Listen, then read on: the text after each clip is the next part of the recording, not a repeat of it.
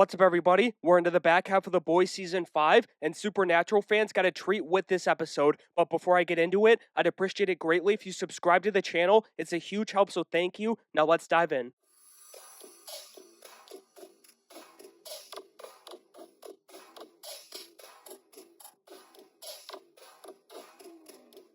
This was a different type of episode that we got this week, but it started with the familiar subject from the season, the Democratic Church of America bit. This has probably been my favorite part of the season so far. Valerie Curry has been amazing, and I saw it kind of as a sort of a play on America's religious ideals becoming divided by politics. It's not just religion either. That's just the example in the show, and each season has kind of picked one. We just don't see it as much because, we're not focused on the general population in this show, but it's that idea of kind of creating civil unrest and making the people of any country, again, America is just the example in this show, but it goes for any country, fight about ideology as the real work is done under their noses in the shadows by those in charge. We've kind of got the fly on the wall POV with this show. We're up in the shadows seeing the work done, but not so much in reality. And I think this type of comedy is actually a good way to bring that idea out. However, one thing I didn't appreciate, I guess I'll say, on the comedy side this week was the dismissive line about the food codenames in the files. I get that's what this show does, and when certain characters have jokes like these, it's because those characters are pieces of shit. But I don't know. This is a situation where I just don't want to see that. I don't want to see Hillary Clinton talk in this show. I think it's kind of dangerous, even with someone like Firecracker, who would be in the files, literally saying it, especially with how her story played out in this episode. It just, like I said, it doesn't sit right. With that being said, though, Noir was the next member of the Seven to get a section in this episode. We saw his beef with the Deep take that next step, and now it's set up for Noir to get some sweet revenge. The little fish man sent an eel up the ass of that director who popped up across the seasons, as well as Gen V. I believe he was in Gen V Season 1, and it was just a ridiculous death for a ridiculous character. But in all seriousness, I did enjoy the few scenes that we got with Nathan Mitchell and PJ Byrne. They were a good duo, and it kind of felt like this Noir's version of the animated Friends scene that we got with the OG one in Season 3 of the show. It wasn't a one-for-one copy, but it gave us a look under the mask. Then we moved on to the weirdest section of them all, and that's a crazy thing to say, all things considered, but I'd say it's true.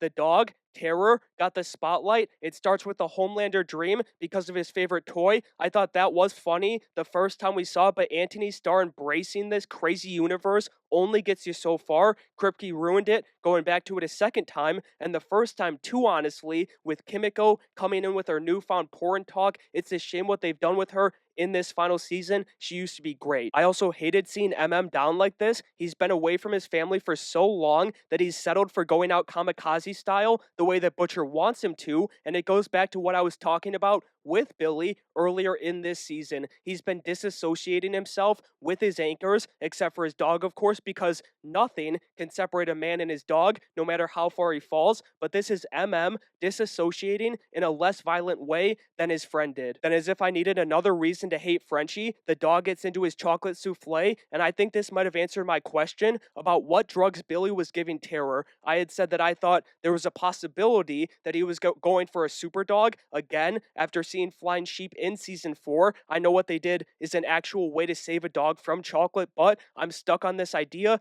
this theory, and either way, when Huey went and checked on the butchers, Billy was every single conspiracy theorist for the past year in real life at the start of their conversation, and as one, I loved it. From there, we got into the Sage section, and before I even get to what happened, I noticed that she has a mural by the library, or that might be like the office in this school that the boys have been using as their base. For me, that just made her part of the episode even better. Basically, her plan is to sabotage Homelander and watch the world burn from her bunker. I'm gonna have to start calling her Sage Altman, but jokes aside, I did see people saying, this shouldn't be the plan of the smartest person in the world, and all I have to say is, have you seen the freakazoids that are said to be the smartest people in real life? It's fucking spot on. But anyways, Soldier Boy was next on the list, and that brought us another scene with Stan Edgar. He gives his reasoning for letting the Reds have Soldier Boy back in the day, and this was another thing that was just spot on. It's like our government giving other countries our old ships and or weapons because we've got newer, better versions, and they're like, whatever. You could even wrap it back to when he returned in the show and was blowing shit up all over the city before being taken out and put on ice. You could look to, the newest war we have going on in Iran. We gave them drones a while back and they just used them in this war. But sticking with the show, because I don't really feel like going down that rabbit hole today, if I'm being honest, Edgar sent them out to LA, and that's where the supernatural reunion happened. You've got Jared Padalecki as Mr. Marathon, Misha Collins as Mel Chemical, and of course, Jensen as Soldier Boy. But if I'm being honest, that's the extent of my supernatural knowledge. I have not gotten around to that show just yet. However, there's still two things that I want to talk about from this sequence. The first is the shot that Homelander took at the Sony Spider-Man villain verse. It's a great bit because, one, Sony TV actually produces The Boys, and it's hard to find good comedy if you're not making fun of yourself. It works so well, though, having Mr. Marathon be the one to represent that disaster that Sony's had going for a decade. Also, having Soldier Boy just clueless, I kind of felt like, Homelander and Soldier Boy being in here kind of represents how Sony has handled Peter Parker. I guess the old man is kind of Toby, Homelander is Andrew, and Ryan is Tom the MCU bastard. Then the second thing I gotta put out there, I'm gonna sound crazy, but that's nothing new, and I'll explain it the best I can. It starts with the Puff Baby Lube and stretched into the Soldier Boy versus Mr. Marathon fight. It's honestly just kind of the whole Mr. Marathon storyline. This entire sequence was a satirical version of the Diddy's and the Epsteins of the world being intelligence assets. You've got the government, Soldier Boy, throwing these celebrities into the lion's den, in this case, literally throwing them in front of the speedster and then tying up all their loose ends. I didn't even mention Mal Chemical being there either. He's a walking roofie. But like I said, it very much felt to me like this fight was a satirical version of those kind of operations. But go ahead and let me know if you think that's a crazy comparison or not down in the comments below. I don't think it is. Either way, 505 came to a close with Valerie Curry leaving it all on the table for Firecracker's final scene. She walks into her suite at the tower, and the star-spangled sexual Homelander is waiting for her with that look on his face. She's run her course, and her head gets put on a spike. Now, there's no shot that she survived this, in my opinion, even if her eyes moved at the end, but I do think it's going to impact the story going forward. This is just a theory. I have negative sources, negative inside information. I'm just going off my big old gut and what was presented in this episode. We saw her meet with her hometown pastor, and more importantly, she told Soldier Boy about her conflict and how she kind of wants to help him wait out this Democratic Church of America. I see Vought flipping that on him and his church, blaming her murder on him or just somebody from that church, and using AI to make a new scene from outside the diner that they met at. I wouldn't be surprised if it's even O Father who suggests this, but we'll see what happens. Regardless, I've got mixed feelings on this episode when it's all said and done. I've mentioned it a few times, but I'm going to say it again.